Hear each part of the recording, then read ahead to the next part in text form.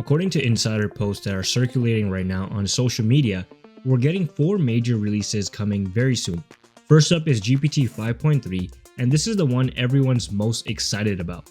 The hype around this model is kind of insane.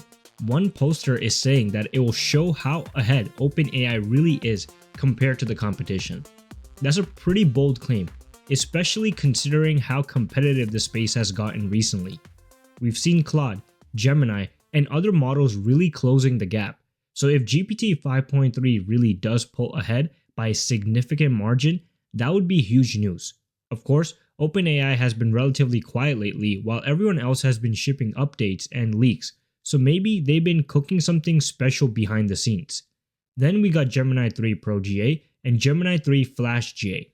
Google stepping up with not one but 2 models moving to general availability at the same time, according to these reports. Now, the Pro version should bring more advanced capabilities, better reasoning, more complex problem solving, that kind of thing. And Flash is all about speed and efficiency, which is really important for production use cases where you need quick responses and lower costs. Google's been on a roll lately with their AI releases, and moving these to general availability means they're confident enough in the stability and performance to open them up to everyone. And finally, we got Grok 4.2 or 420. Yes, that's the actual version number, very on brand for Elon. XAI is bringing their own contender to the arena. Now, here's where things get really interesting and controversial. A user named Chadasula, who appears to have insider knowledge or early access to some of these models, made a bold claim that all the models I just mentioned will be defeated by something called Fennec. They're referring to what they claim is an upcoming Sonnet model. Chadasula goes on to say that they haven't actually tested GPT 5.3 personally yet, but they have high hopes for its math and law capabilities specifically. Those are areas where language models have been improving rapidly, and apparently GPT 5.3 might excel in that category. But here's the really interesting part.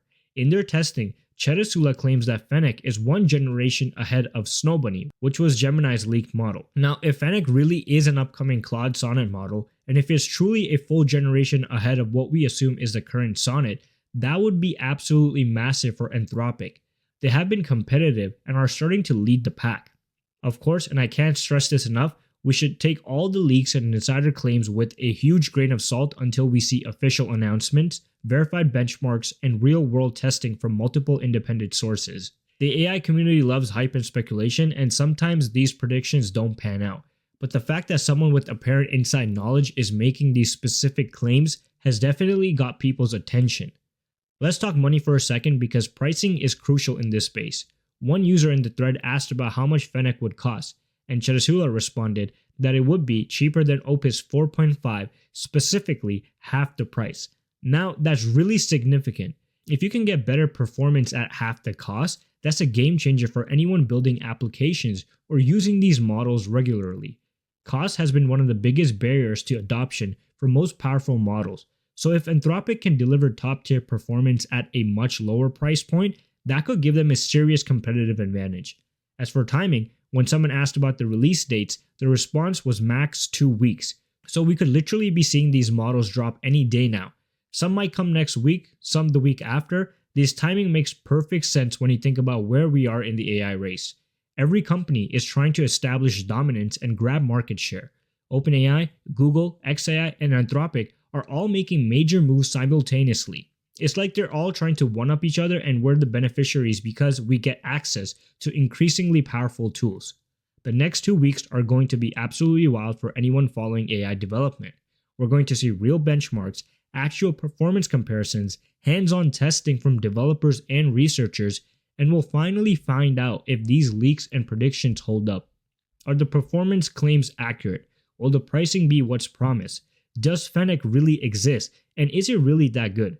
We're about to get all these answers very soon.